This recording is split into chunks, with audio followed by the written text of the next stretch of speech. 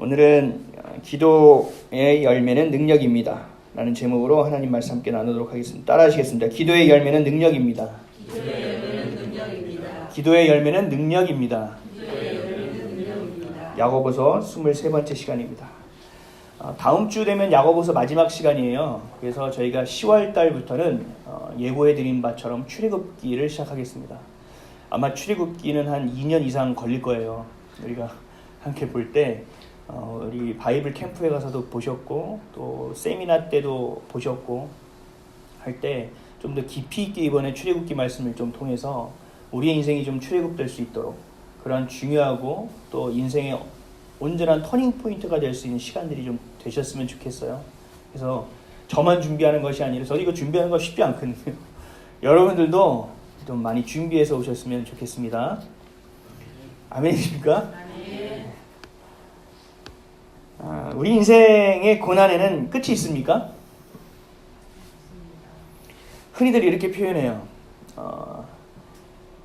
끝이 없이 계속 들어가도 보이지 않는, 끝이 보이지 않는 동굴과 같은 것이 우리 고난이다 라고 이야기해요.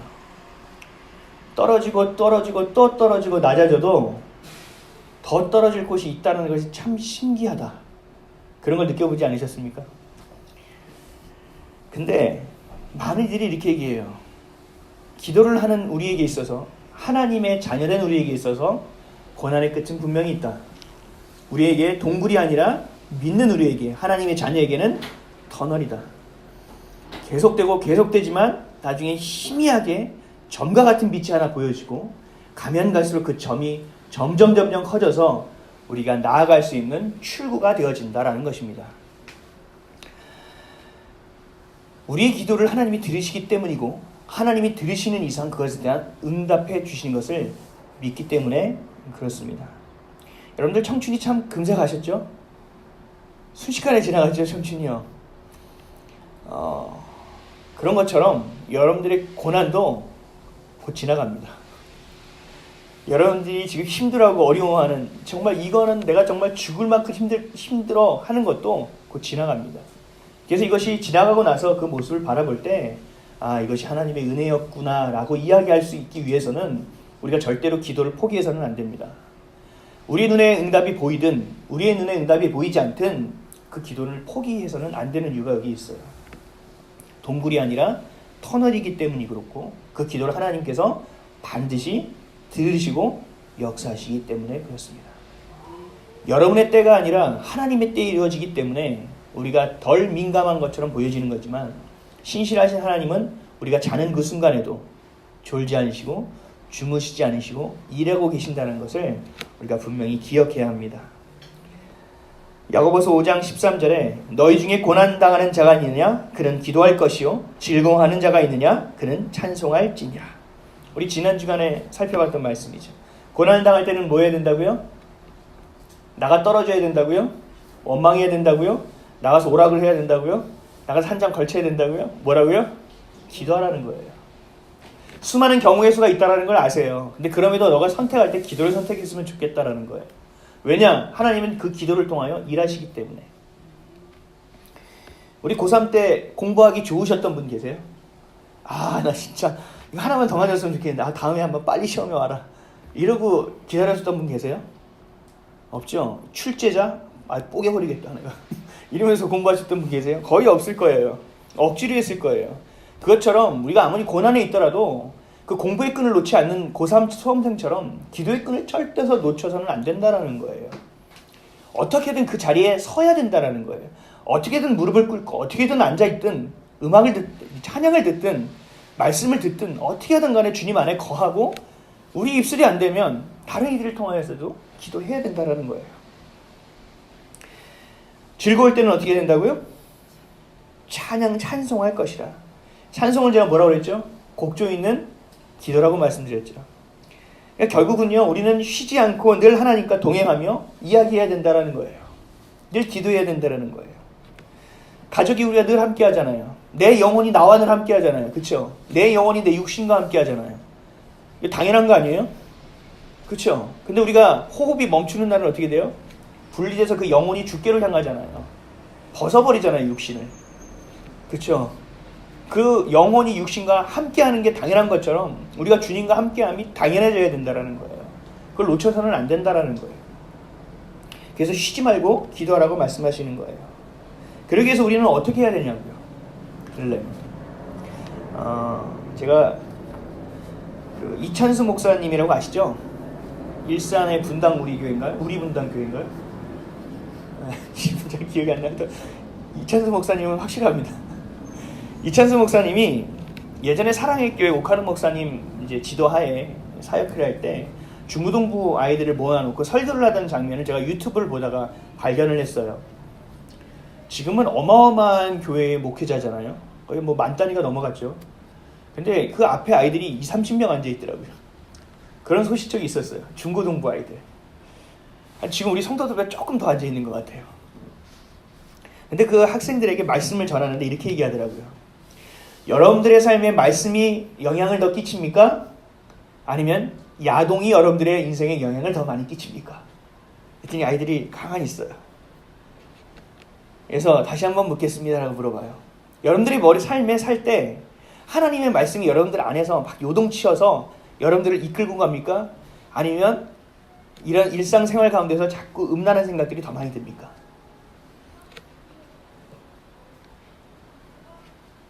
여러분들에게는 야동 난 안 보는데 이런 게 아니라요. 야동에 드라마를 넣으시고요. 야동에 돈을 넣으시면 똑같은 거예요. 여러분들에게 인생에 드라마가 영향을 더 많이 끼칩니까? 하나님의 말씀이 영향을 더 많이 끼칩니까? 여러분들의 마음에, 여러분들의 삶에 돈이 더 영향을 많이 끼칩니까? 하나님의 말씀이 더 영향을 끼칩니까? 하나님의 말씀을 보니까 막 감동이 돼서 눈물이 나옵니까? 아니면 드라마 보면서 눈물이 나옵니까? 돈이 많이 생겼을 때 너무 기쁩니까? 하나님의 말씀이 내 안에 접했을 때 기쁩니까? 한번 곰곰이 한번 생각해 보세요.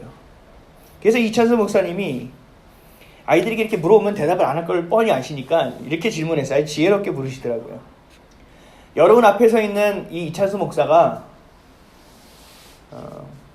성경 말씀에 대해서 영향이 더 많이 끼쳐진다고 생각하세요? 아니면 야동을 보면 야동이 더 많이 영향을 끼쳐진다고 생각하세요? 그랬더니 그래서 손을 한번 들어보라고 그랬어요. 이 목사님이 말씀에 대해서 영향을 받을 거라고 생각하는 사람들이 딱 2명 손 들었어요. 나머지는 모두 목사님이 야동에 더 영향을 많이 받을 것이라고 손을 들었어요. 왜요? 목사님도 남자니까요. 그런 생각을 가지고 아마 들었겠죠. 여러분들은 어떻게 생각하세요? 저는 어떻다고 생각하세요? 여러분들은 어떠세요? 그 목사님이 이렇게 말씀하셨어요. 답을 하나 알려드리겠다고. 여러분들이 영향을 받을 수 있는 것은 야동도 아니고 말씀도 아니고 가장 중요한 건 뭐냐? 여러분들의 가까이 있는 것에 영향을 받습니다. 하나님의 말씀을 여러분들의 삶에 가까이 했을 때 여러분들의 말씀에 영향을 받게 되는 것이고, 야동을 가까이 했을 때 너는 야동에 영향을 끼치는 것이고, 여러분이 드라마를 가까이 하고 돈을 가까이 하고 세상 사람들을 가까이 할 때 아니면 문제를 가까이 할 때 그것들이 여러분의 삶에 영향을 끼치게 된다는 것입니다. 그럼 우리는 어떻게 해야 될까요? 주님 안에 거하고 동굴이 아니라 터널이라고 여기며 믿으며 기도할 때 그 말씀을 부여잡으려면, 그 말씀이 믿어지기 위해서면, 그 말씀이 우리의 삶에 영향이 끼쳐지기 위해서면 우리는 어떻게 해야 되냐는 거예요. 말씀을 가까이 해야 된다는 거예요. 주님을 친해져야 된다는 거예요. 신명기 6장 4절에서 9절 말씀에 이스라엘아 들으라. 우리 하나님 여호와는 오직 유일한 여호와시니 너는 마음을 다하고 뜻을 다하고 힘을 다하여 내 하나님 여호와를 사랑하라. 오늘 내가 내게 명하는 이 말씀을 너는 마음에 새기고 내 자녀에게 부지런히 가르치며 집에 앉았을 때에든지 길을 갈 때에든지 누워있을 때에든지 일어날 때에든지 이 말씀을 강론할 것이며 너는 또 그것을 내 손목에 매어 기호를 삼으며 내 미간에 붙여 표로 삼고 또 내 집 문설주와 바깥문에 기록할지니라. 아멘. 여러분들을 통해서 사람들이 하나님을 볼 수 있는 수준이 되어야 된다는 거예요. 처음에는 볼 때 그러죠. 아유 저 띨띨이 아유 바보같이 말씀대로 살아간다고 지금 저 기회를 놓친다고 아 답답하다. 야 세상에 뭐가 있냐. 야 좀 누려라. 이렇게 얘기하는 사람들이 있지만 우리의 삶을 계속적으로 지속적으로 하나님과 교제하는 우리의 삶을 볼 때 그들이 변화되게 되는 거예요.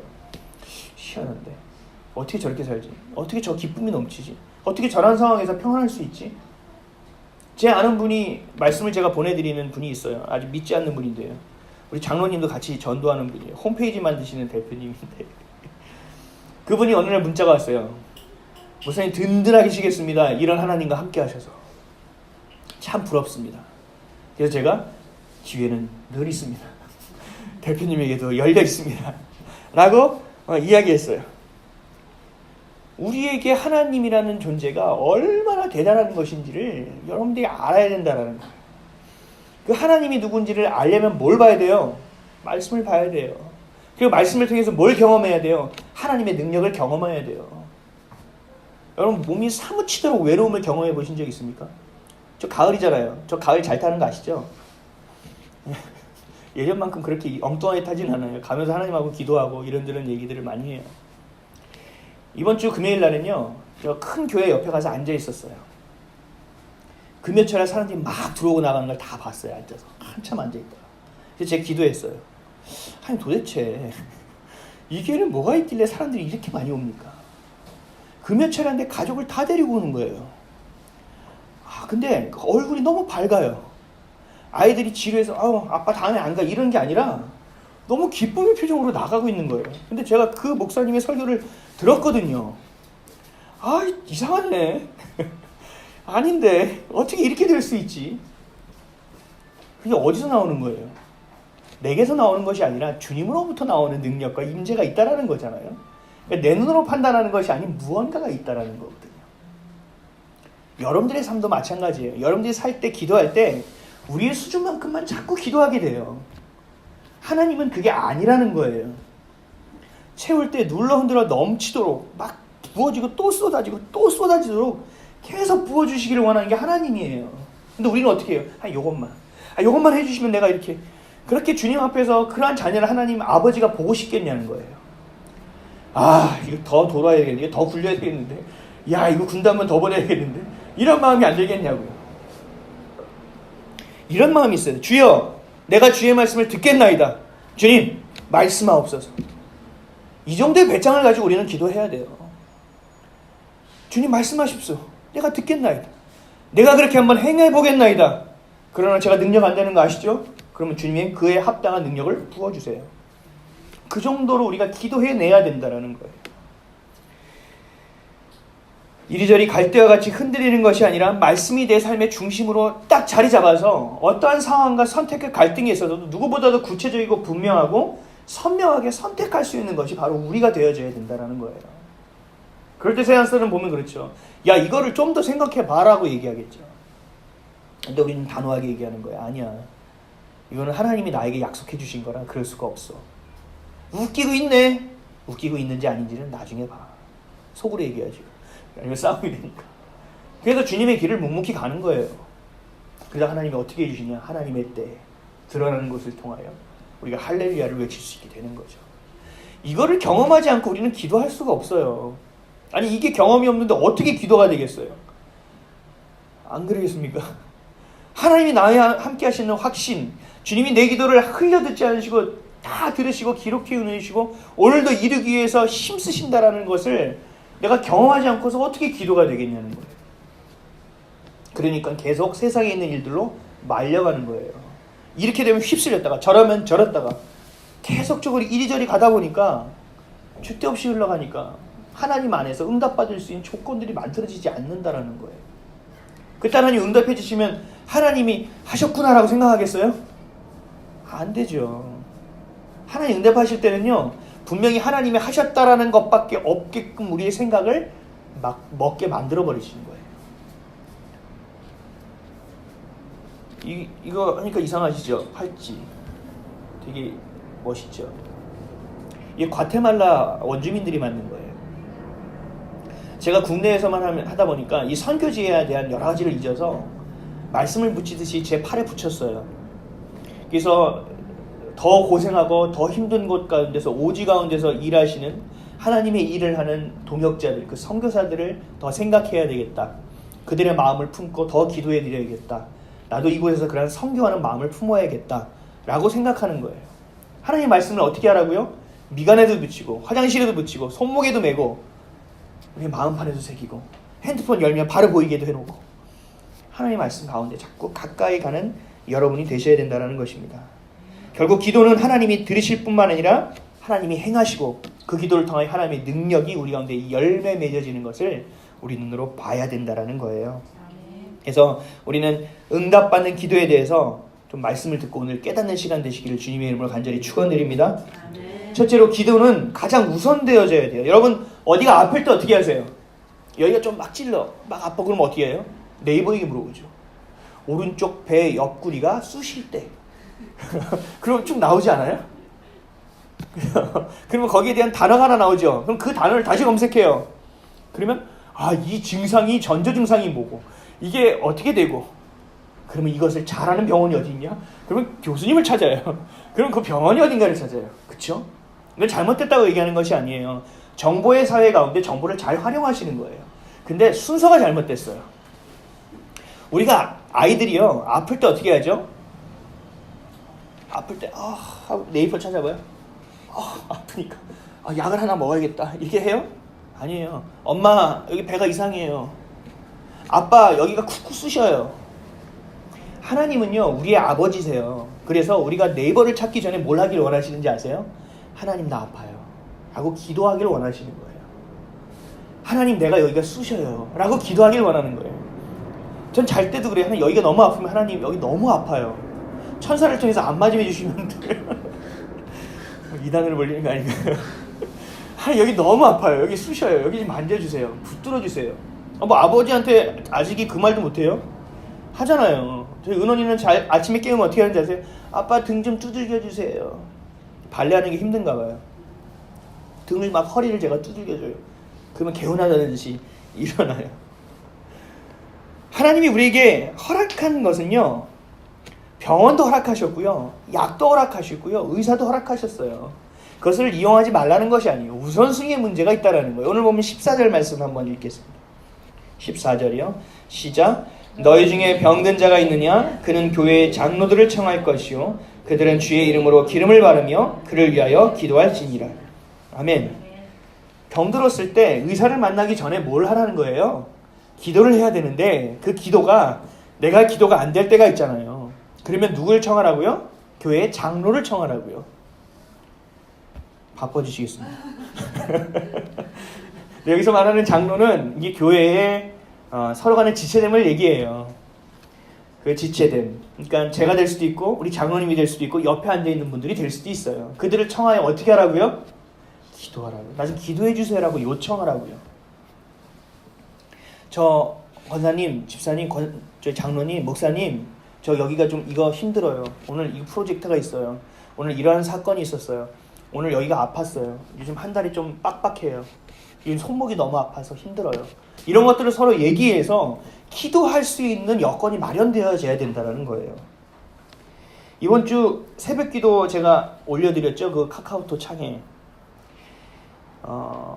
제가 새벽기도 때 기도를 올라가려는데 우리 사모가 메모를 하나 전해 주더라고요. 그 메모에 이렇게 써 있었어요. 남편에 대한 이야기가.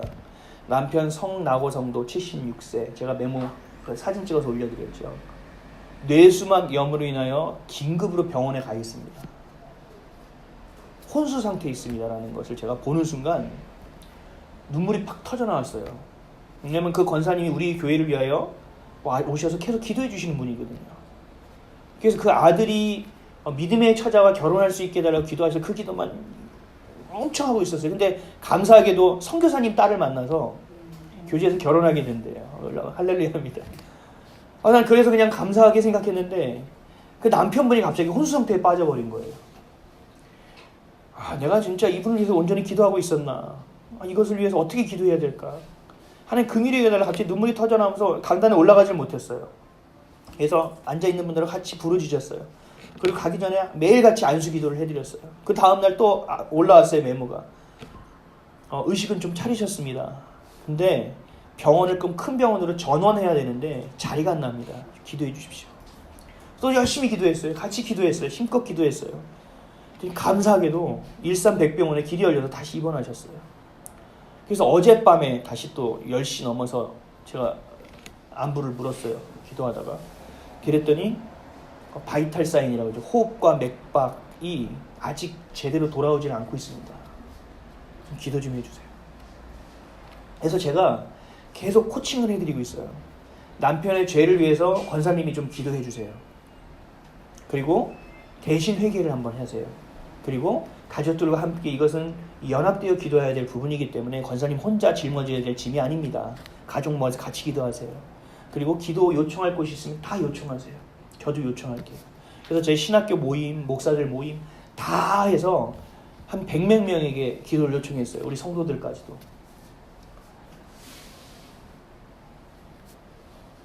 14절 말씀 한번 다시 읽어볼까요? 14절이요.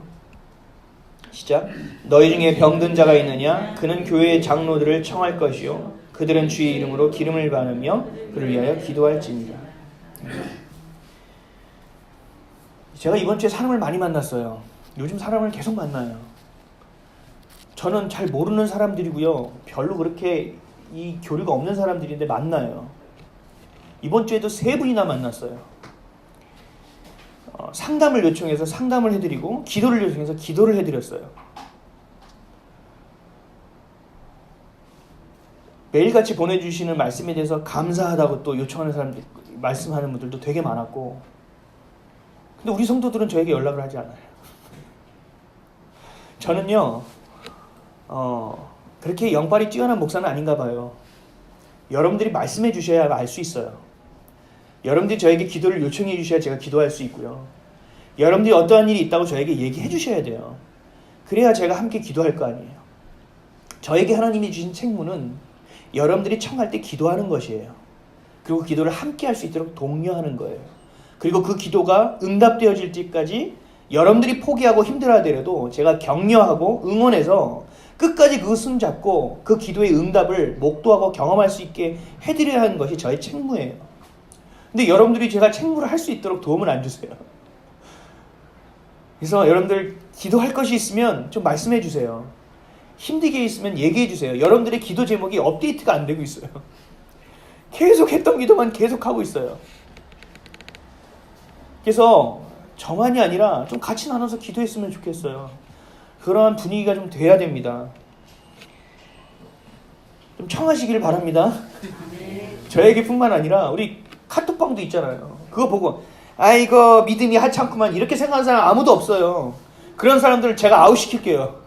그런 사람들 교회를 떠나가라. 그런 사람 필요 없다. 여러분들 그 안에서 기도 요청하셔서 함께 좀 기도해서 함께 하나님이 일하심을 우리가 같이 좀 봤으면 좋겠어요.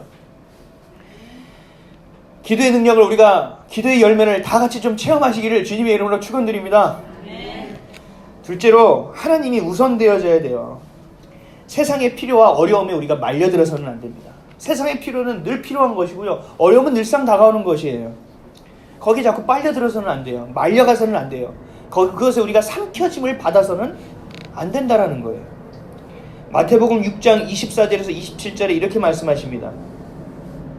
한 사람이 두 주인을 섬기지 못할 것이니 혹 이를 미워하고 저를 사랑하거나 혹 이를 중히 여기고 저를 경히 여김이라. 너희가 하나님과 재물을 겸하여 섬기지 못하느니라. 그러므로 내가 너희에게 이르노니 목숨을 위하여 무엇을 먹을까 무엇을 마실까 몸을 위하여 무엇을 입을까 염려하지 말라. 목숨이 음식보다 중하지 아니하며 몸이 의복보다 중하지 아니하냐. 공중의 새를 보라. 심지도 않고 거두지도 않고 창고에 모아들이지도 아니하되 너희 하늘 아버지께서 기르시나니 너희는 이것들보다 귀하지 아니하냐. 너희 중에 누가 염려함으로 그 길을 한 자라도 더할 수 있겠느냐. 아멘. 여러분들이 세상의 것을 가지고 염려하면 안 된다라는 거예요. 그 필요를 누가 채워주시냐고요? 하나님이 채워주신다라는 거예요. 그러면 필요를 채워달라고 기도하고 우리는 하나님께 그것을 물어야죠. 제가 기도했는데 주님 어떻게 됐어요? 제가 기도한 거 하나님 들으셨잖아요. 하나님 오늘도 내가 믿고 기도하고 기다려볼게요. 하나님 행해 주세요. 내가 주님 하나님 뭘 해야 할까요? 먹고 살아가는 것만을 가지고 우리가 왜 하나님을 믿어요? 그러면 우린 다 믿어야죠. 1월 상신에게도 빌어야 되고요. 가서 절에도 가봐야 되고요. 또 이슬람도 한번 만나봐야 되고요. 그렇죠? 잡다운 거 집에다가 방 하나 만들었고 싹 싸가지고 그들이 노하지 않게끔 해야 될 거 아니에요. 그거 아니잖아요. 우리는 필요를 위한 존재가 아니에요. 그 필요는 누가 채우신다고요? 하나님이 채우신다잖아요. 근데 우리는 필요만을 구하고 현실에만 급급해야 한다라는 거예요. 그들에게 토해내는 하나님의 예수님의 말씀이에요. 지금 또 이렇게 말씀하십니다. 마태복음 7장 9절에서 11절에 너희 중에 누가 아들이 떡을 달라 하는데 돌을 주며 생선을 달라 하는데 뱀을 줄 사람이 있겠느냐? 너희가 악한 자라도 좋은 것으로 자식에게 줄 줄 알거든 하물며 하늘에 계신 너희 아버지께서 구하는 자에게 좋은 것으로 주시지 않겠느냐? 야, 너희는 정말 내가 너희 필요를 모른다고 생각하니? 내가 지금 안 주고 있는 게 아니야. 못 주고 있는 거야. 어서 너희가 좀 구해라라고 말씀하시는 거예요. 너희가 해야 될 것이 무엇인지 그것을 알아야 된다라는 거예요. 가장 중요하게 기도해야 될 것도 알려주시겠다라는 거예요. 필요 구하는데 급급하는 것이 아니라 진짜 하나님 내게 원하신 것이 무엇입니까? 주님 내가 듣겠나이다. 그렇게 행해보겠나이다. 그렇게 바라보겠나이다.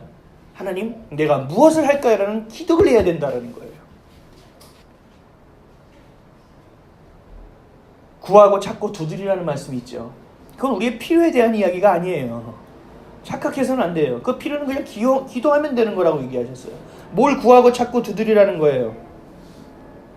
성령이 우리 가운데 임하셔야만 무엇이 중요한지를 알 수 있게 되고 우리가 우리의 필요만을 따라서 살아가는 것이 아니라 하나님의 뜻을 따라서 살아갈 수 있는 자들이 될 수 있기 때문에 무엇을 구하고 찾고 두드리라고요? 성령의 임하심을 찾고 두드리고 기다리라는 거예요. 우리의 기도는 뭐가 돼요? 필요를 구하고 나서 뭐 해야 돼요? 성령님이 우리 가운데 임하여 주십시오. 성령님 나에게 좀 와주십시오.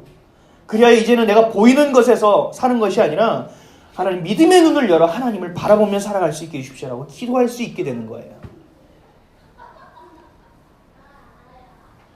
우리가 믿음의 눈을 열어서 보지 못하면 지금 밖에 웃음소리처럼 우리를 비웃는다고요.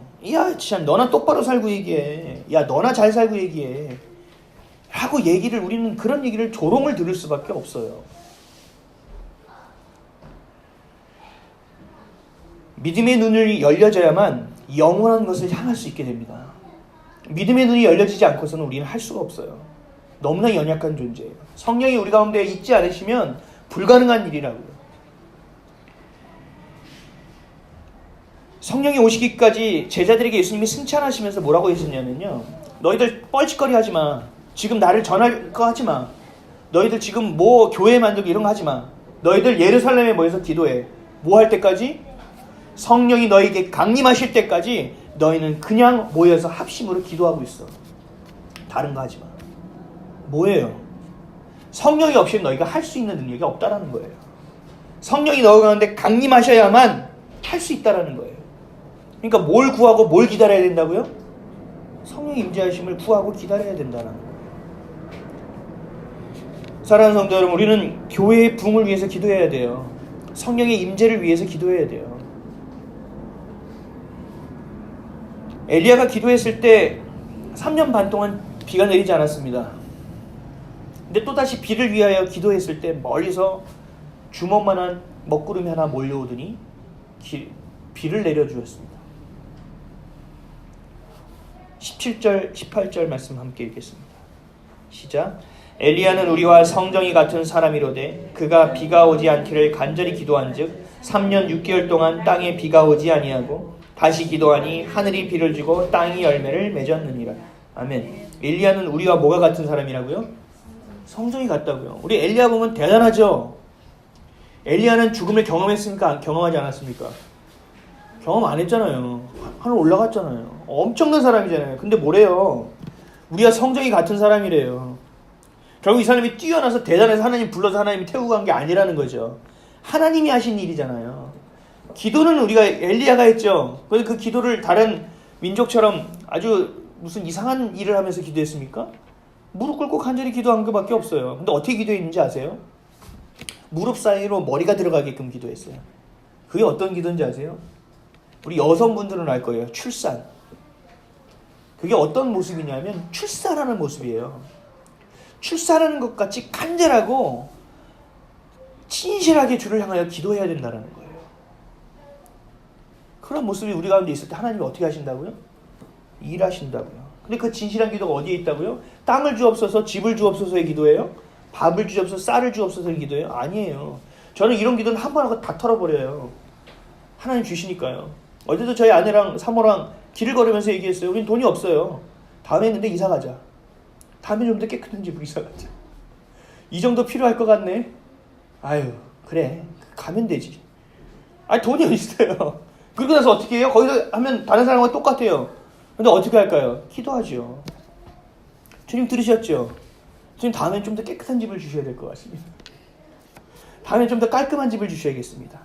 방은요, 조금, 거실은 베란다가 있어야 되고요. 방은 좀 터주세요. 너무 좁으니까.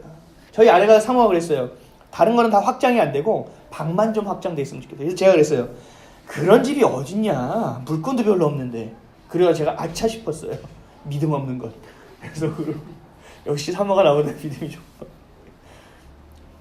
기도하라는 거죠. 그걸 저보고 생각하라 그랬어요? 아니잖아요. 사랑하는 성도 여러분, 말리지 마세요. 세상의 것에 말리지 말고요. 내 수준에 삼킴 당하지 마세요. 하나님으로 여러분들이 이끌림 받아줘야 돼요. 체험 받아야 돼요. 하나님과의 소통이 막혀버리면요, 축복도 은혜도 다 막혀버려요. 기도가 뭐라고요? 하나님과의 소통이에요. 그게 막혀버리면요, 다 막혀버려요. 제가 이번 주에 설거지 하다가 너무 짜증이 났어요. 화가 났어요. 왜 화가 났을까요? 막혔어요. 힘들고 막 다리가 저리고 아픈 거를 억지로 설거지를 다 해놓고 해가지고 좀 빼려고 봤더니 물이 막혀가지고 화가 나요. 그래서 막 옷걸이를 뚫고 뭐하고 손가락을 집어넣고 밑을 다 치고 해도 안 내려가요. 허리가 아프고 겨우 설거지를 했는데요. 화가 막 머리끝까지 올라가더라고요. 그럼 막혀버리면 설거지 하는 것도 소용이 없어요. 애들이 와서 뭐 그래요. 무슨 냄새야. 너는 가서 네 거 해. 화가 나가지고. 막히면 안 돼요. 주님을 향하여 가셔야 돼요.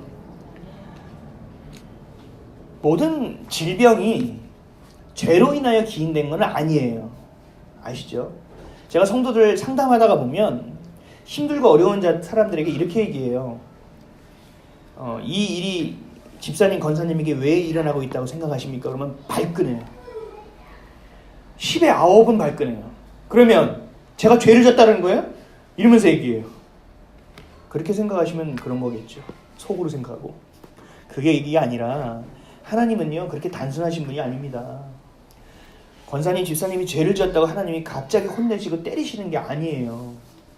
이 일을 통하여 하나님이 원하시는 분량과 몫이 있어요. 방향이 있어요. 그것에 대해서 생각해 보셨냐고 제가 말씀드리는 거예요. 그럼 다시 하고 가만히 계세요. 그 얘기를 들을 준비를 하시죠. 질병이 죄로 인해서 기인되는 건 아니에요. 생활 습관으로 인하여 된 것도 있고, 유전적으로 내려오는 것도 있고, 또 정신적인 것에 기인할 수도 있어요. 다 그거로만 볼 수는 없어요. 근데 이 병이 걸렸다라는 것은 뭐냐면요, 죄로 인해서 기인되는 경우가 많다라는 거예요. 뭐냐면, 그러니까 죄가 병을 가져오는 게 아니라 그 죄로 인하여 하나님과의 관계와 그 소통이 막혀버린 것으로 인하여 우리에게 질병이 나올 수 있다는 거예요. 그러니까 오해하시면 안 돼요. 우리가 죄를 지었다가 하나님 질병을 턱 던져주시는 것이 아니라 하나님과의 관계가 막혀버림으로 인하여 그 막힌 것이 우리가 얘기할 때 죄라고 얘기하는 거예요. 주님께 기도하지 않으러 나가는 것도 죄예요. 왜요? 주님을 주님으로 인정하지 않는 거기 때문에 그래요. 교만의 죄예요. 이런 것들로 인하여 소통의 창구가 막혀버림으로 인하여 우리에게 질병이 온다라고. 그러니까 거꾸로 얘기해서 주님과 우리 가운데 소통이 원활하면 뭐가 돼요? 하나님이 우리에게 축복을 내주시는 것도 원활하게 올 수 있고, 건강도 원활해질 수 있고, 우리의 생각도 원활해질 수 있고, 우리의 생활 습관도 주님을 향할 수 있게 된다는 거예요. 저는 철저하게 야행성이었어요. 2시, 4시 이 정도에 한 4-5시간에 할 수 있는 일을 다 해낼 수 있는 사람이었어요. 그때 1시가 지나면 눈이 똘똘 뛰기 시작해요. 근데 지금은요, 아침형이에요. 아침에 얼마나 많은 일을 하는지 몰라요. 일찍 자야 돼요. 새벽 기도가 제 삶을 완전히 다 뒤바꿔 버렸어요. 예전에 새벽기도는 집에서 할 때는요, 자다가 졸다가 누웠다가 걷다가 내 맘대로 했어요. 근데 지금은요, 시간에 맞춰 나와야 되잖아요. 그러면 시간에 맞춰 나오려면 어떻게 돼요? 잘 자야 되잖아요. 그렇죠? 아침형으로 완전히 바뀌었어요. 아침에 굉장히 많은 일들을 합니다. 제가 건강해졌게요? 건강하지 않아졌게요? 많이 건강해졌어요. 자는 것만 잘 자도요, 많이 건강해지더라고요. 그리고 요즘은 제가 먹는 것도 잘 먹어요. 그리고 운동도 해요. 이게 어디서 나오는지 아세요? 내가 하나님 일을 하려니까 건강해야겠다는 생각이 들더라고요. 하나님의 계획하심이 있다고 생각하니까 모든 좌절과 고통과 아픔과 또 힘듦과 인내와 이런 것이 다 사라져 버리더라고요. 그럼 내가 하나님의 계획 앞에서 내가 뭘 해야 될지 생각했더니 건강해야겠구나. 공부해야겠구나. 자리가 잡혀지는 거예요. 우선순위가 잡혀지는 거예요. 기도의 자리가 저를 변화시켰다는 얘기를 하는 거예요. 그러니까 목사니까 넌 그렇게 하지. 이게 아니에요. 여러분들의 기도의 자리도 여러분들을 변화시킨다고요. 우리 지난주에 봤죠. 여러분들의 본성, 죄성을 깰 수 있는 자리는 어디라고요? 기도의 자리밖에 없어요. 유일한 자리예요.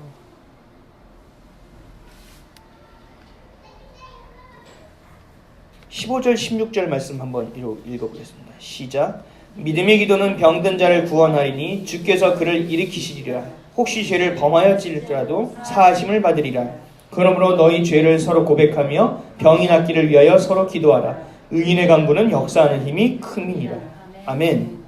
혹시 죄를 범하였더라도 그 기도의 창구가 막혀있다 하더라도 합심하여 기도할 때 어떤 일이 벌어진다고요? 열린다고요. 그 죄가 있을지라도 그 죄도 사하여진다고요. 그리고 놀라운 일이 있다라는 거예요. 우리가 합심해서 기도할 때 서로가 지은 죄, 스스로가 지은 죄를 주님 앞에 고백할 때 부흥이 일어나게 되는 거라고요.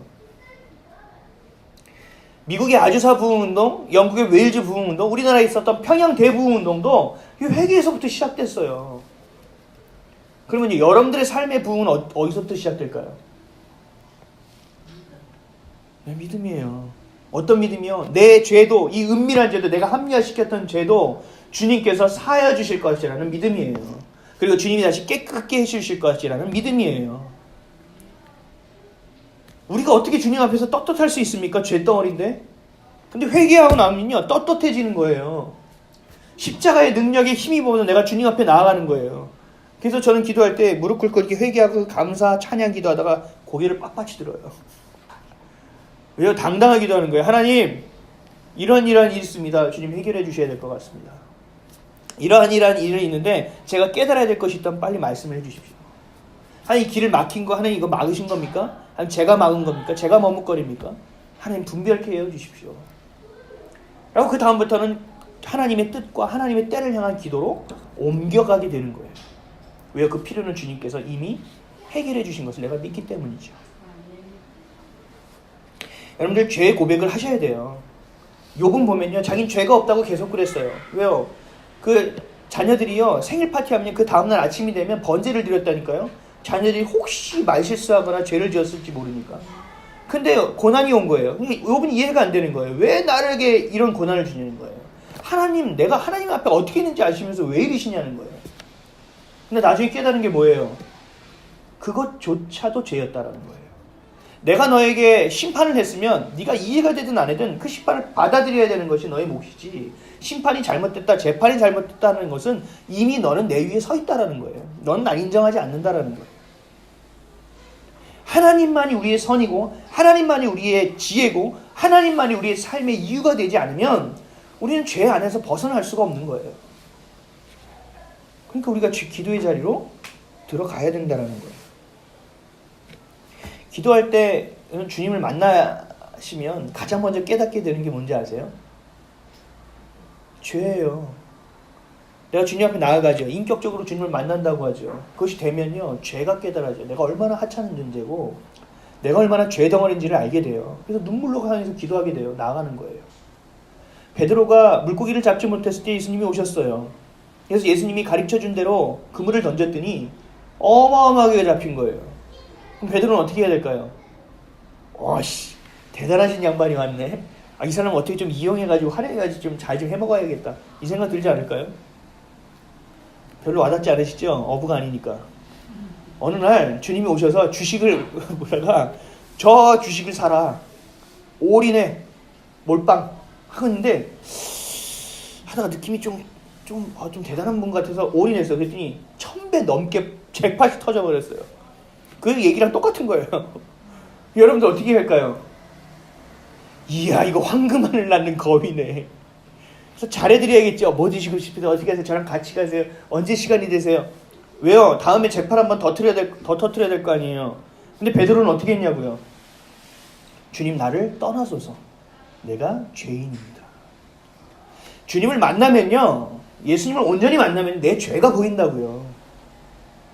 하나님의 빛이 드려지면 내 안에 어둠이 뭔지가 보여진다고요. 이사 갈 때요, 이사 한 번씩 가셔야 돼요. 이사 가면 어떻게 되는지 아시죠? 생각지도 않았던 곳에 먼지가 엄청나게 있다고요. 이걸 먹고 살았구나. 이렇게 된다고요. 하나님 우리 가운데 오시면 그 먼지와 죄가 다 보여진다고요.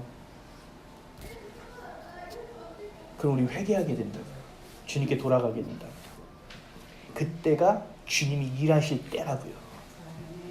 그러니까 우리가 고백을 해야 됩니다. 회개해야 됩니다. 잘 몰라요. 난 뭘 지었는지 잘 몰라요. 그럼 어떻게 해야 돼요? 잘 모르니까 스킵 합니까? 아니요. 주님 잘 모르겠는데요. 정말 지은 죄가 있으면 알려주세요. 보여주세요. 그리고 혹시 모르니까 제가 한번 회개해 볼게요. 이런 자세로 나가야 된다는 거죠.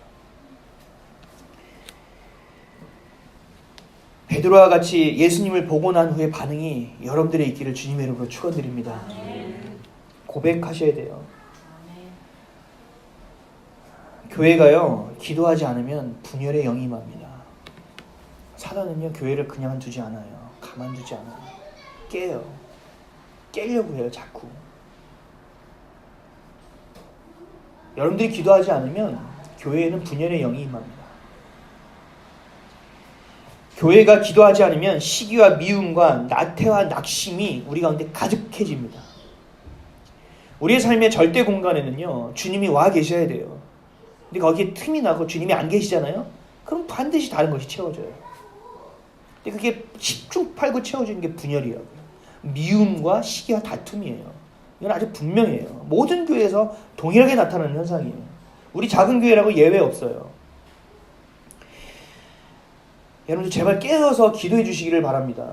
깨어서 기도해 주셔야 돼요. 여러분들 가정에 가면 가정에서 기도해야 돼요. 하나님 이 가정이 하나가 되고 연합되게 해달라고 기도하셔야 돼요. 내가 온전한 남편이 되고 안 온전한 아내, 온전한 부모, 온전한 자식이 되게 해달라고 주님의 이름을 선포하고 기도해야 돼요. 친구의 집에 가면요, 이를 구원해달라고 기도해야 돼요. 이 영혼이 주님을 향하게 해달라고 기도해야 돼요. 교회 오면요, 이 교회가 부흥하여 많은 이들에게 생명을 전할 수 있는 곳이 되게 해달라고 기도해야 돼요. 버스 타면요, 안전하게 가게, 이것만 기도하실 거예요? 그거 당연히 기도해야 돼요. 전 지하철 버스 타면 반드시 기도합니다. 자동차 차도 기도합니다. 주님의 이름을 선포합니다. 악한 것들이 와서 치지 않게 해달라고 기도합니다. 보호해달라고 기도합니다. 거기에서 그쳐서는 안 돼요. 하나님 이 영혼들의 눈빛을 보면서, 옛날에 청년 시절에는요, 여자들만 보고 다녔어요. 여러분들 어때요? 백만 보고 다니지 않아요? 아니면 누구 옷가지 같은 거 보고 다니는 거 아니에요? 아니, 그들의 눈을 봐야 돼요. 그들의 영혼을 봐야 돼요. 저 쩔어있는 저 눈빛을 보고, 저 흐리멍텅하게 쾌락을 쫓아가는 그 눈빛을 보고 기도해 줄 수 있어야 된다고요. 기도하지 않으면 안 돼요. 기도만이 우리의 살 길이에요. 이게 기도하면 우리가 뭐 대단한 일 하는 것 같아요? 아니, 이게 기본이에요. 이거 안 하면요, 우리는 먹혀요. 삼킴 당한다고요. 친밀한 하나님과의 관계는요, 그냥 내가 기도하면 들어주시고, 하나님 우리 알죠? 이게 친밀함 아니에요. 친밀함은요, 경외함이 있어야 친밀함이 되는 거예요. 경외함이 뭐예요? 하나님을 경외함으로 바라봐야 돼요. 두려움으로 바라봐야 돼요. 하나님은 진짜 천지를 창조하신 하나님이라는 것을 인정해야 돼요. 그 이후에 친밀함이 있어야 돼요. 그거 없이 친밀함이 있으면 어떻게 돼요? 요즘 제가 저희 아들 계속 가르친다고 그랬죠. 친한 아빠가 되니까 지나가다 엉덩이 툭툭 치고요. 지나가다 툭툭 쳐요. 언제는 발로 엉덩이를 치고 가고요. 그러면 안 치는 거죠. 야, 나는 네 친구가 아니다. 왜요? 경외함을 가르치는 거예요. 난 너의 아버지다, 아빠다. 그 이후에 친밀함이 있다는 거. 여러분들 어떻게 하시냐고요? 하나님 이거 사해 주시고 할렐루야 하나님 아시죠? 이런 친밀함은요, 친밀함이 아니에요. 이건 경히 여기는 거예요. 하나님을 두려워할 수 있어야죠. 경외해야죠. 그럼 어떻게 우리가 기도의 자리를 안 나갈 수 있겠습니까? 하나님 두려움 없이 온전한 친밀함은 없습니다. 전설의 기도의 사역자 이엔 바운즈가 했던 명언을 하나 말씀드리면서 마치겠습니다. 기도하지 않으면 하나님이 돕고 싶으셔도 도울 수 없다. 한 주간도 엘리야와 같이 부르짖으며 죄를 회개하며 주님께 나아가는 저와 여러분 되시기를 주님의 이름으로 간절히 축원드립니다. 기도하겠습니다.